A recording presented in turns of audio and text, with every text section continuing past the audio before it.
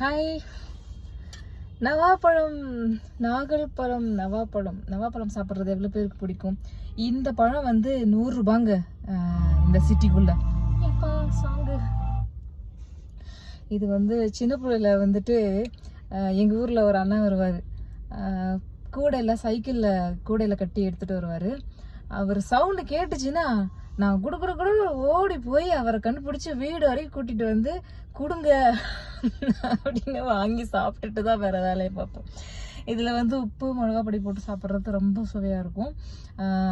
நிறைய நல்ல பெனிஃபிட். இயற்கை வந்து அப்பப்போ நமக்கு கொடுக்குறது என்னென்னா, அந்தந்த சீசனில் அந்தந்த பழங்களை கொடுக்கும். நம்ம அந்தந்த சீசனில் அந்தந்த பழங்களை நிறைய சாப்பிட்டு நமக்கு அதுக்கான சத்தை உடம்புல சேர்த்துக்கிட்டோம்னா மீதி இருக்க அந்த காலகட்டத்துக்கு வந்து அது நமக்கு யூஸ்ஃபுல்லாக இருக்கும். அதுக்கு தான் சீசனபிள் ஃப்ரூட்ஸ் எல்லாம் வருது. ஸோ சீசனில் கிடைக்கும் போதே அதெல்லாம் நம்ம பறித்து சாப்பிட்டு நம்ம ஹெல்த்தை வந்து நல்லபடியாக வச்சுக்கணும். கரெக்டுங்களா? கிராமத்தில் இருக்கீங்க, உங்களுக்குலாம் வந்துட்டு ஃப்ரீயாக கிடைக்கிது அப்படின்னா மிஸ் பண்ணாதீங்க. இங்கே தானே இருக்குது, அப்புறமா தின்னுக்கலாம் அப்படின்னு தள்ளி போடாதீங்க. கிடைக்கிறப்பவே சாப்பிடுங்க. ஹெல்த்துக்கு ரொம்ப நல்லது. கம்மியாக இருக்குது, ரொம்ப எனக்கே பத்தாது.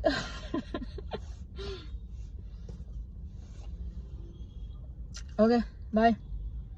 நாக்கு வந்து அப்படியே ப்ளூ கலரில் ஆயிடும். அதுக்கப்புறம் போயிட்டு ஃப்ரெண்ட்ஸ் கிட்டலாம் பாம்பாயிட்டோம்.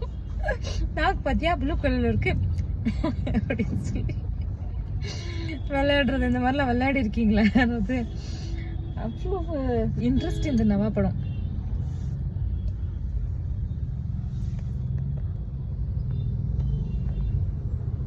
சரி, அப்புறமா பேசுகிறேன். நான் வந்து ரூமுக்கு போயிட்டு பேசுகிறேன். டாடா.